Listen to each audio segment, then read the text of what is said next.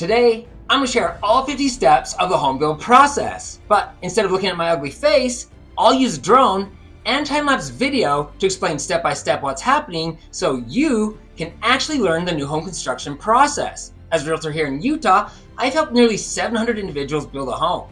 Sadly, I've seen a lot of people get angry because they didn't understand the basics. And I don't want to see that happen to you. Plus, no one likes a frowny face. To set a proper expectation, it typically takes 8 to 12 months from the time of contract to the day of move-in. Once you've selected your builder, a home site, and a floor plan, the next step is to design your home. This part of the process usually takes 2 to 12 weeks, and I strongly encourage you to finalize your structural choices as soon as you're comfortable, because the sooner your decisions are locked in, the sooner the architect can start on your plans. Why does it matter? Because every day that you delay on your end will push your closing out the same amount. It's like hitting the snooze button on your move-in day. When your blueprints are finalized, they'll go to an engineer for what's called engineering design and review. Then your plans are sent to the city's building department for approval. Only after that can construction begin. Be prepared, the city could take several weeks or even months to approve your plans. It can be frustrating, so take your time to make confident choices, just not too much time. We'd all like your home to be done before the second coming. Now, the pre-construction part of the process that I just covered, from contract to the day the builder breaks ground, usually takes 2 to 3 months. You'll likely feel anxious waiting for your home to get started, but don't get frustrated with the builder. There's really nothing that they can do until they receive the permit from the city. Once they have a building permit, the 50-step home build process can begin, and it all starts with, number 1, laying out the home site. Using the plot plan, the excavator will place pegs and paint lines where the house will sit on the home site. Number 2, excavation or dig. Okay, so I've sped up this part of the process for you, but you can see the excavator is digging the hole. This particular home will have a basement, so the hole will be approximately 7 feet deep. When digging out a basement or a crawl space, they will make the hole wider than the home's footprint. Number 3, outhouse. Now that humans are on the home site, it's required that they have a place to take care of unofficial business. Number 4, soils test. An engineer will take a soil sample by boring several holes in the ground to ensure the home is built on a solid foundation. Number 5, footings are poured. The purpose of the footings is to prevent settling and to support the foundation walls. Concrete will be poured into trenches or forms like you see here. Rebar will then be placed in the footings for added support when the foundation is poured. Number 6, foundation walls. Before they can pour the concrete, a crew will come in and set the forms like you see here. I've sped up the process for your viewing pleasure. The forms will be placed on the center of the footings around a rebar cage. This ties into the rebar that was cemented into the footings. The concrete will be poured around the steel cage, increasing the strength and stability of the foundation.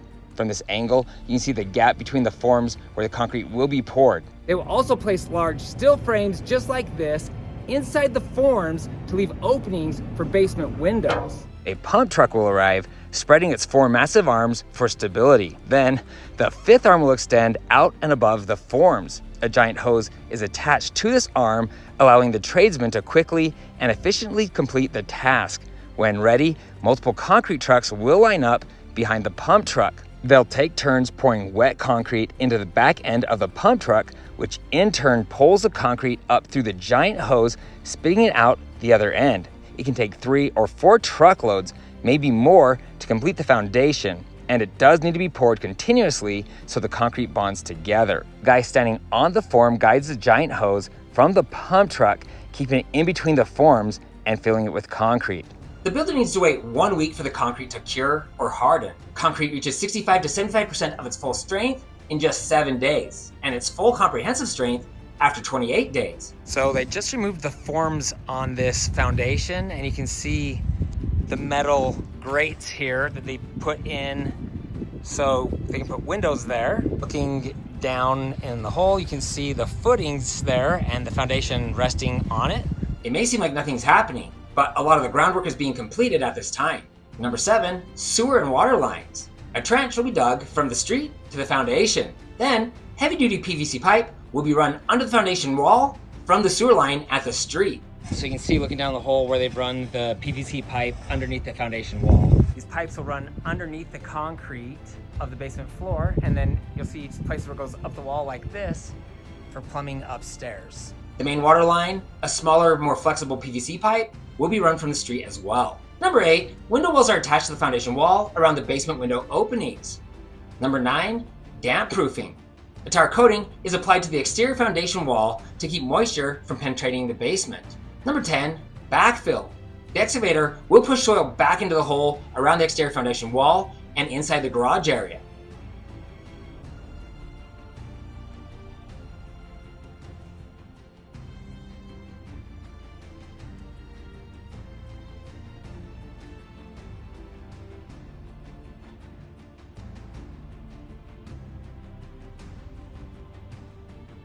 Number 11, soil compaction.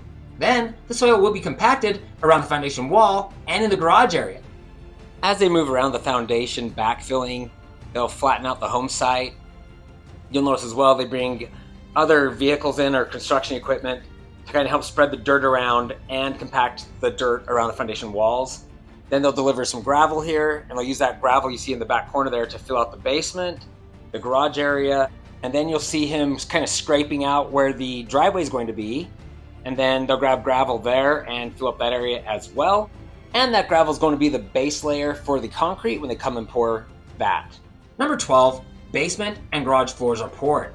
A concrete pump truck will pour the basement and the garage floors. You'll notice they'll do the driveway generally as well. Normally stopping at the sidewalk like you see here, they'll leave a little gap there in the front and actually dig it out because they don't want vehicles driving on the new driveway because it could cause damage, which is expensive for the builder to come back in and replace later. Number 13, main power supply. Power is run in a trench from the street to the foundation, terminating in an electrical panel attached to the exterior. But power is not brought into the house yet. Builders place temporary power to provide electricity for the different trades. Number 14, main gas line. A gas line is also run in a trench to the home, but the gas also is not turned on yet. Number 15, the dumpster is delivered. Number 16, framing. To minimize waste, a specific lumber package is delivered to the home site to match the house that's being built. The framers will create the main floor system first.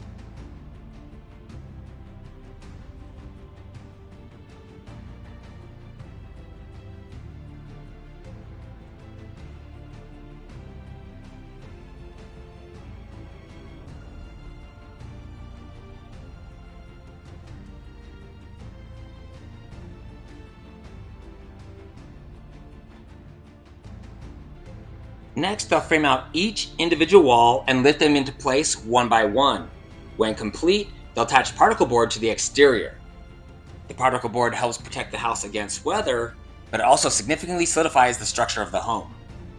And just so you know, I have painstakingly gone through this footage, this time-lapse footage, and removed anything that I could remove to keep it going faster. I've also sped it up in places and slowed it down in places to give a better viewing experience for you. I do appreciate any thumbs ups you can give me or the subscribing.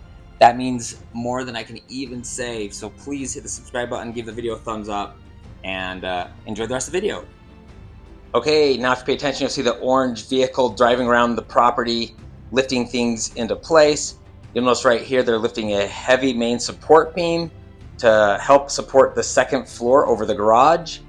That vehicle will be used to put in all the major big support beams like that, as well as, if you pay attention here a few seconds, it'll start moving around and putting trusses into place. And it will lift those big heavy pieces of trusses up into the air, and then the framers will grab a hold of those and stick those in place. So that should be coming up here in just a second.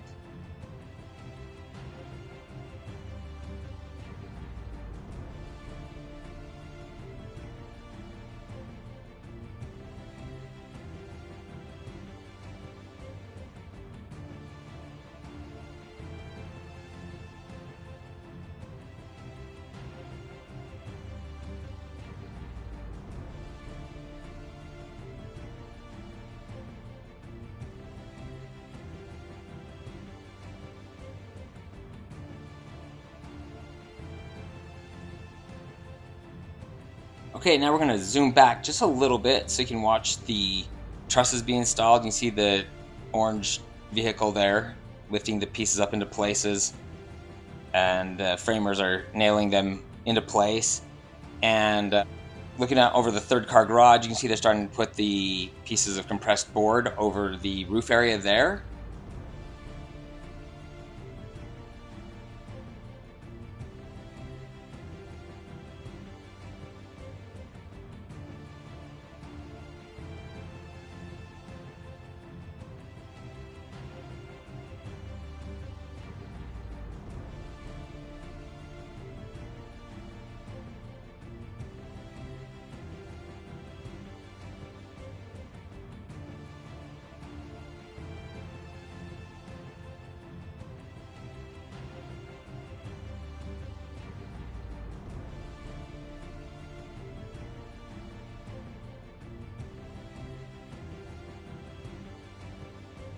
Okay, so now you see the white truck in the background. This is a larger crane for the upper floor, and you'll see it lifting the truss pieces into place. It will raise them 3 at a time, and you usually have 2 framers that will hold those into place and connect those pieces to the top plate of the second floor. Then once that's complete, you'll see them start to put the compressed boards over the roof trusses. You can see that happening on the back side, and in just a second here, you'll see them do that on the front side.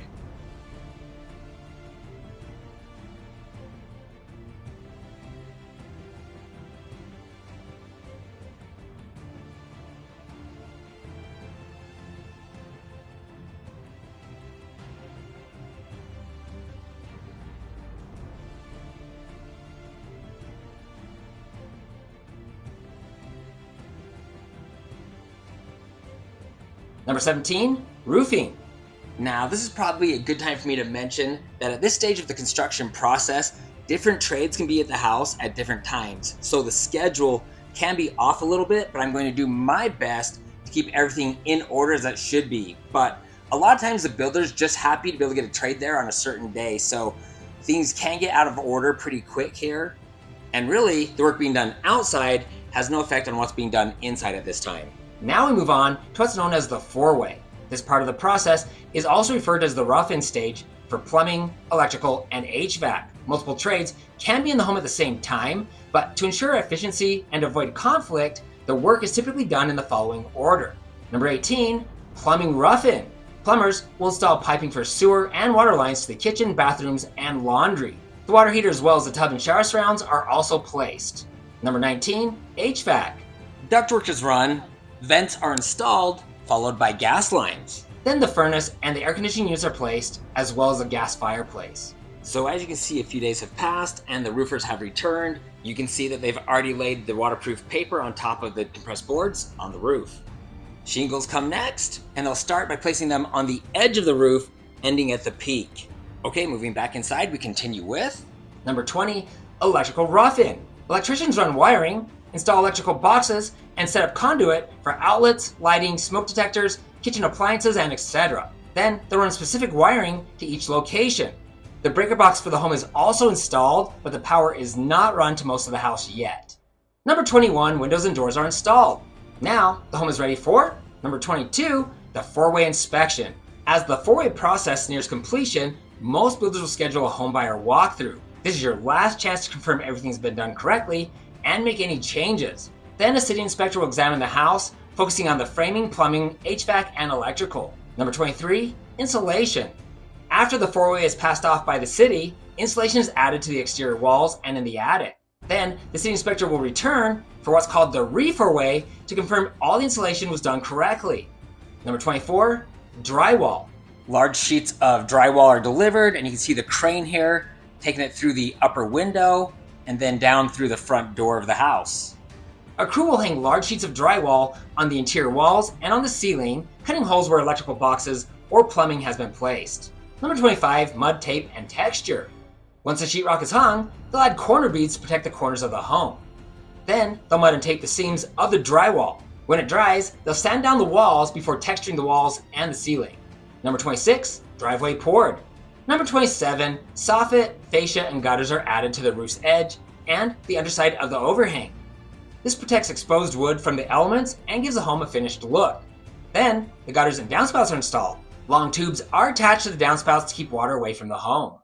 Number 28, stucco and siding. Most siding can be installed in a few days, but stucco is time consuming. Multiple coats need to be applied, and each coat needs time to dry before they can start the next. Number 29, brick or stone is placed on the front of the home and often on the pillars. Number 30, trim and finish work. Inside, baseboards and door casings are hung. Shelving and railing for the stairs is also installed along with any other trim or woodwork. Number 31, caulk and paint. The shelves and trim are caulked to fill the cracks and the holes are spackled to give the home a clean look. Then windows or anything else that should not be painted is taped or covered with plastic. Then the walls, ceilings, and doors are painted. 2 or 3 tone paint will add an extra day or two. Number 32, decks and final concrete. Any remaining concrete will be poured in locations like the rear patio, the garage man door, and often the small driveway section at the street that was purposely left unfinished to keep cars off the driveway. Damaged concrete is also replaced if needed. Decks are also built at this time. Number 33, garage doors. The electric opener is installed, followed by the actual garage door panels. Number 34, wood and tile floors are installed.